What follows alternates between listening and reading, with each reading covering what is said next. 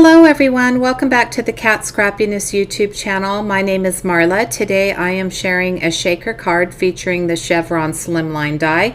Let's take a look at the products that I'm using. This is the Kat Scrappiness Thanksgiving gnome set. I'm using the pumpkins, the turkey, and the leaves. I've heat embossed them using Wow Gold embossing powder.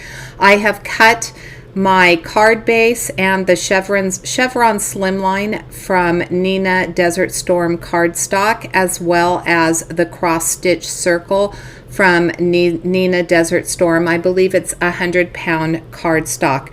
I'm using the Never Ending dies that were also released with the Chevron. They come in 1/8-inch increments, so they're perfect for building frames or using behind your card panels. Since my Chevron card panel measures 3 by 8, I used the second smallest one, which is 2 7/8 by 7 7/8, and cut my digital paper from that. I will glue that piece of digital paper to another piece of pattern paper that was cut just 1/8 inch larger, so it measures 3 1/8 by 8 1/8. I will glue that to my card panel. My card panel measured 8 by 9, and I scored it at the 4-inch mark for a final measurement of 4 by 9. Now I'm going to start building my shaker card using those beautiful autumn sequins remixed. This is a new release from Kat. She released so many fun sequins. Lots of Halloween ones. If you make a lot of Halloween cards or you like to, she has some fantastically fun shaker mixes. I love these autumn ones and thought that they were perfect with that pattern paper. So I cut a piece of acetate to 3 by 8. I had to trim it. It was a little bit off, and I am gluing it to the back of that Chevron panel.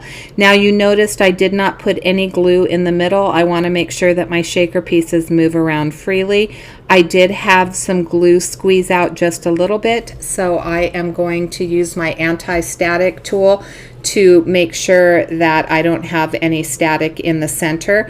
I did back the Chevron piece on the edges using 1/4-inch foam tape, and then I ran my anti-static tool around the inside so that those little sequin pieces will not stick. I'll remove the backer, and then I will add another piece of acetate, which is cut to the same 3 by 8 over the back, and I find for me this is the easiest way for me to be able to adhere my panels without getting them all wonky. So this will enclose all of those sequins. That sequin mix is absolutely beautiful. I love the reds and the golds and the greens, and as I said, it went just perfectly with that digital pattern paper that I chose to use. So now my shaker part is complete, and we'll start building our card. I'm going to glue that using that art glitter glue,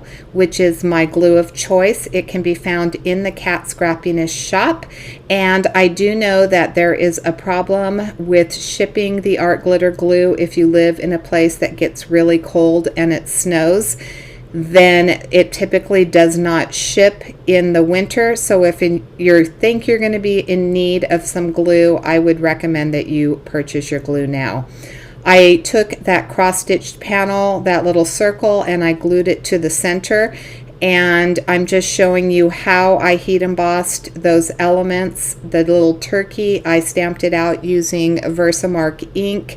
And my Misty, I heated up my heat tool for about 30 seconds, put some Wow Gold embossing powder over that, and then heated it up to melt. This is how I decided to do my coloring. I'm using a Dove blender pen and my Distress Oxide inks. I am going to use worn lipstick and dried marigold, and eventually I'll come in with some other colors just to add a little bit more pop. I thought that it was getting a little bit lost, especially with the craft cardstock. So I will come back in with additional colors. I added the ripe persimmon, and then I will use these same colors, including candied apple, on the leaves. As you can see, I did not show you the coloring of my turkey, and that is because I do not like the coloring of my turkey. I tried so many things with these Distress Oxides to get that turkey to stand out, and he was just looking really flat, really blah. The coloring was not blending very nicely. I don't know what was wrong with it, but I didn't like it. Maybe it's just the browns don't blend all that great together. This was the first time that I had used, a good portion of browns using this method of coloring with the Dove blender pen. So I will put some foam tape on the back of him, and when I start arranging my composition, I will decide not to use him. These are some Prima paints. I will list them in the description box below. I'm using that dark pink, and then I'll use the one to the right of it as well off camera. I am also using my Starry watercolors, so I just spritz water in there, mix it around, and use that second gold to splatter some more gold paint over those pumpkins and the leaves. And I actually did some over the turkey thinking it might do something for him, and it still didn't do anything for him. So I decided that I wanted to add a little bit more color. I thought that the leaves needed some brown, and I took that ground espresso. I colored the tops of the pumpkins, which you can barely see with that cracked pistachio. And here's where I start putting my pieces together, and you're going to see that I fiddle with this a lot. I'm trying to figure out exactly. I knew that I just wanted to use these particular elements. I didn't want to use any larger pieces from the stamp set, and I was having some bare spots, and I ended up, I think, stamping a couple more of the leaves and coloring them up and adding them just so that I had a little more bulk to my composition. And I do end up gluing the turkey down, but you'll see that very quickly I will pull him up, and then I will take another piece of I believe that these were stamped onto a Bristol Smooth, or no, it was the Nina Solar White 80-pound cardstock. So I heat embossed the images onto Nina Solar White 80-pound cardstock, and I will take another piece and do some more heat embossing, redo the turkey, and when I put it together, I will just layer the new turkey on top of the old turkey that already has the foam tape on it. So there, I pulled it off. Here's the new turkey, and I am bringing in my Spectrum Noir markers. I have RB1 and RB3. I'll start by coloring the entire turkey with the RB1, and then I will add a little bit of shading with the RB3 on the sides, underneath his neck, and over where his legs are, and then I will work at it and blend it back out again. If you haven't followed the Kat Scrappiness Facebook page, it's called Kat Scrappiness Insiders. I would highly recommend that you head over there and take a look at that page. There's lots of inspiration. There is also a blog. When we had the release this past weekend, there was so much inspiration. We have such a fabulous design team. They're so talented, and everybody brings something unique to the table, and those are the two best places to find inspiration using these new products.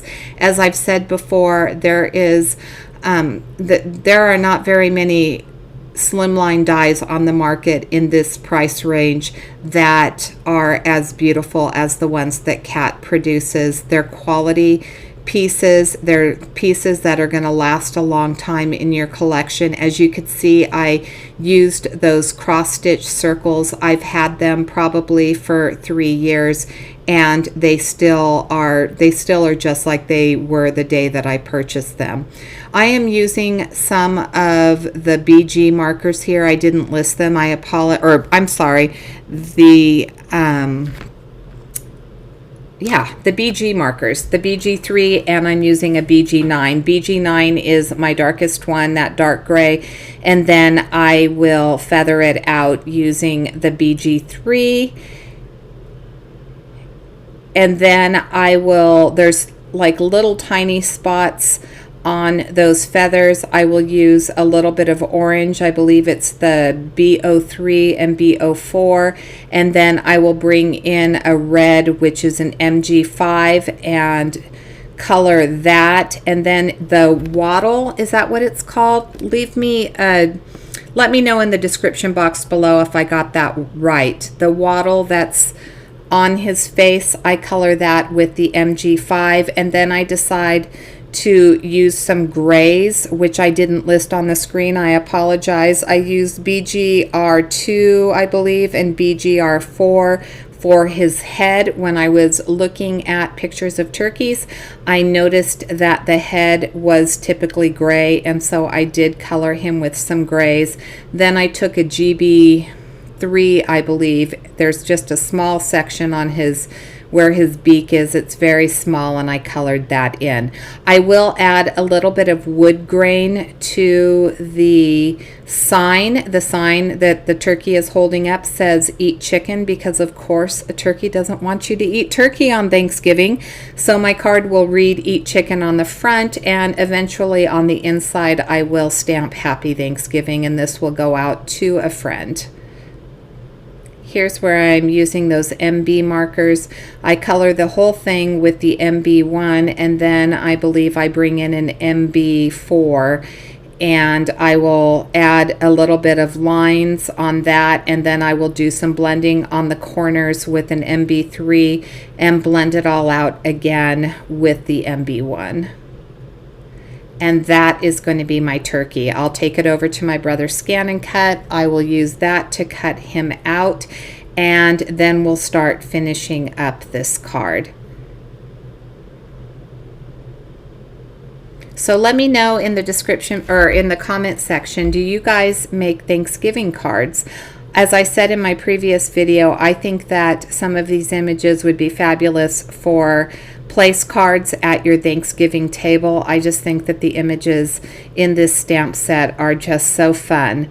This is a glazed pen. It's my white gel pen. I'm going to add just a few little accents or highlights to the turkey's head and to the pumpkin, and then also a little bit to the leaves. It's hardly noticeable just because the coloring is so light. This is Rusty Hinge. I thought I just needed a little bit more contrast, and so I brought the Rusty Hinge in just to add that little bit of depth to the pumpkins. And then that's pretty much going to be my shaker card.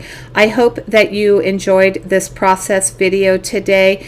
Leave a comment, like, subscribe if you haven't subscribed to this channel. I hope that I see you back here again soon. And until next time, have a fabulous day. Thanks again so much for watching.